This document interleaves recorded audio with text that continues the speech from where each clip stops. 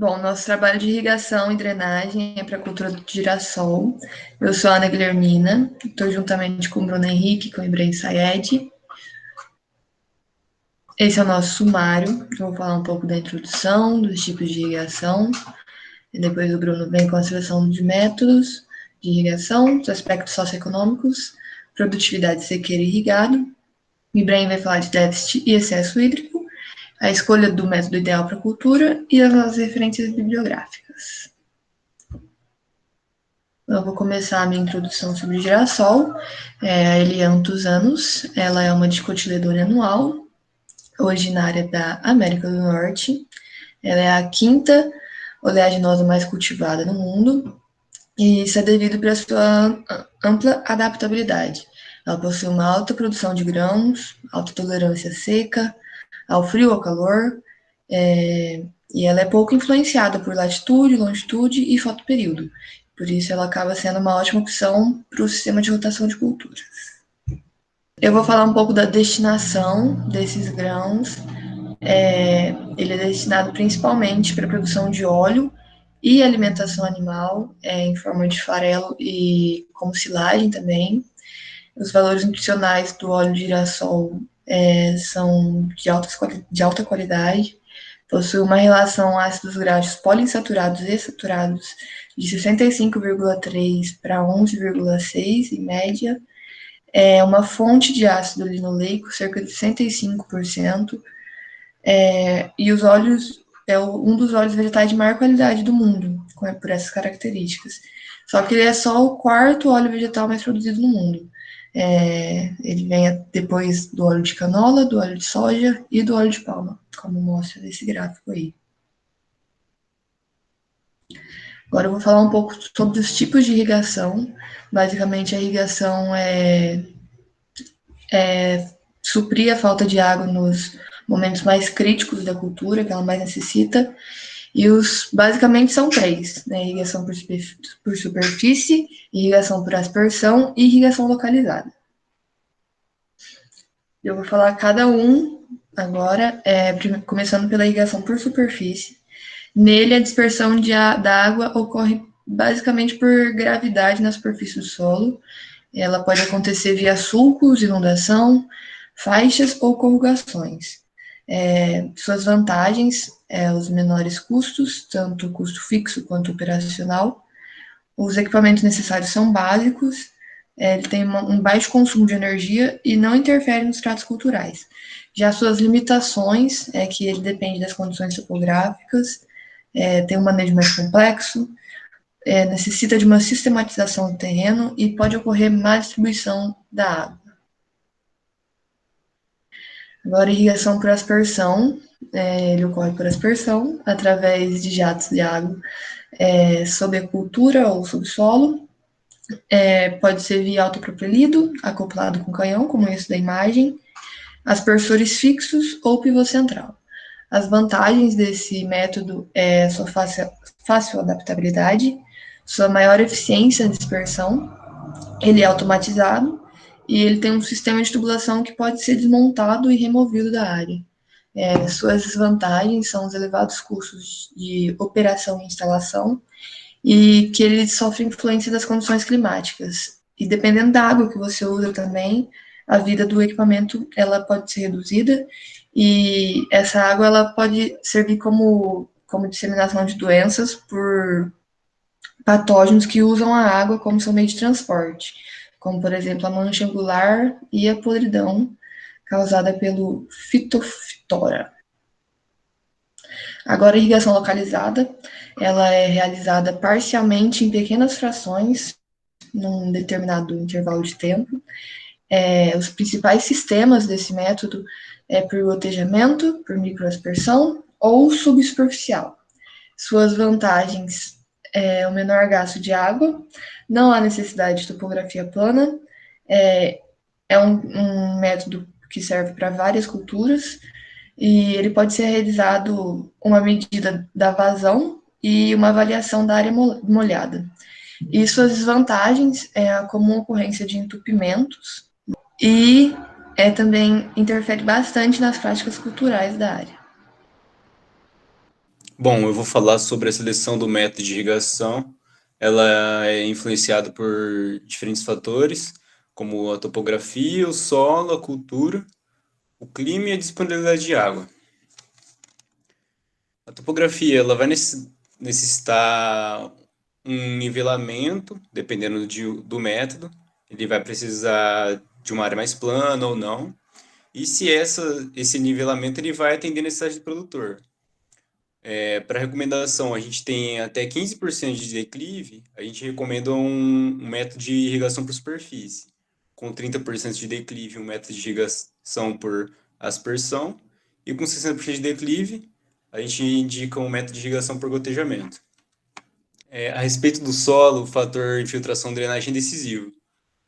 A gente tem como recomendação é, para faixas de infiltração maiores que 60 milímetros por hora, a gente recomenda irrigação por aspersão. Para infiltrações menores que 12 milímetros por hora, irrigação localizada. E para infiltração entre essas duas faixas de infiltração, a gente recomenda, pode ser ambos os métodos. Como situação adversa, em uma área com presença de lençol freático alto, é recomendado o método de irrigação por superfície ou subirrigação.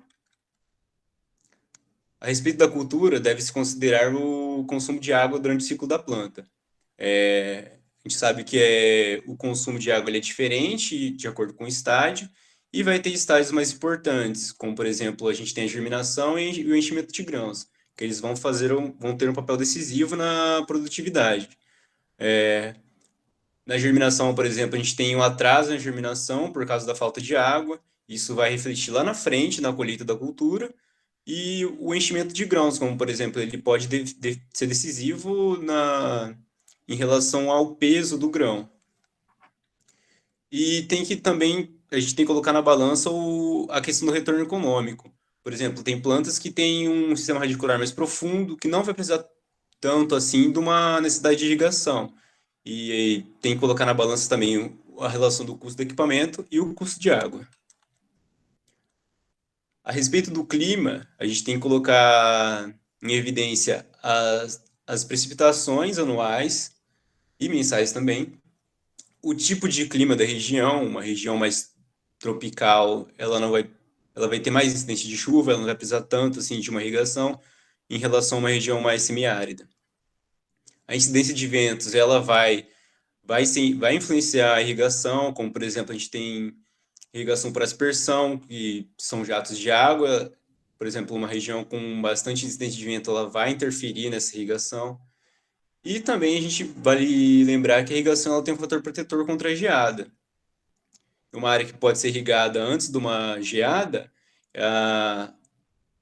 quando a geada chegar, a água que está sobre cima da planta, ela vai servir como uma superfície. A água vai congelar e não vai deixar os tecidos vegetais serem destruídos. Em relação à disponibilidade de água, a gente tem que levar em consideração na decisão da construção dos reservatórios, a utilização de gastos de energia, por exemplo, de reservatórios mais distantes ou mais profundos, eles vão ter maior gasto para bombeamento de água, o custo de água para cada método, e se os poços vão ser naturais ou vão ser reservatórios para captação da água da chuva. Por exemplo, esses de água da chuva, eles podem abrigar patógenos que vão ser nocivos para a saúde humana e para a planta também. Lembrando que eles devem ser limpos e livres de patógenos. Aqui a gente tem uma imagem que eu achei durante uma pesquisa, que são essas bolas que elas servem com proteção aérea, que vai dar uma diminuída na entrada de patógenos que se locomovem pelo ar, por exemplo. A respeito dos aspectos socioeconômicos, a gente vale lembrar que a irrigação ela tem um objetivo de retorno financeiro, vale sempre lembrar que a gente tem que utilizar o mínimo de recursos naturais, deve sempre minimizar essa degradação e destruição de habitats naturais, por exemplo, e levar em consideração o custo-benefício em relação ao preço de tudo que a gente vai pagar, do equipamento, do custo de água, a geração de empregos, o incentivo governamental e os impactos ambientais, como, por exemplo, a erosão ou a destruição de habitats naturais. Eu vou falar um pouco agora sobre a produtividade de sequeiro e de cultivo irrigado. O girassol necessita, em média, entre 400 a 500 milímetros de precipitação para o seu ciclo. Qualquer valor já inferior a ele entra em déficit hídrico. Quando a gente tem o cultivo em sequeiro, esse déficit pode ocorrer por causa que a gente não tem a irrigação para suprir caso falte essa precipitação mínima. Quando a gente introduz o cultivo irrigado, a gente já não tem mais essa variável, porque a irrigação vai suprir, completar ou até fornecer completamente essa necessidade. Pode passar. E estudos já existentes mostram que o girassol não é uma cultura que necessita obrigatoriamente da irrigação, mas quando ela foi implementada em alguns estudos, ela mostrou que houve melhoras tanto na sua produtividade máxima quanto no aumento da produção da massa seca.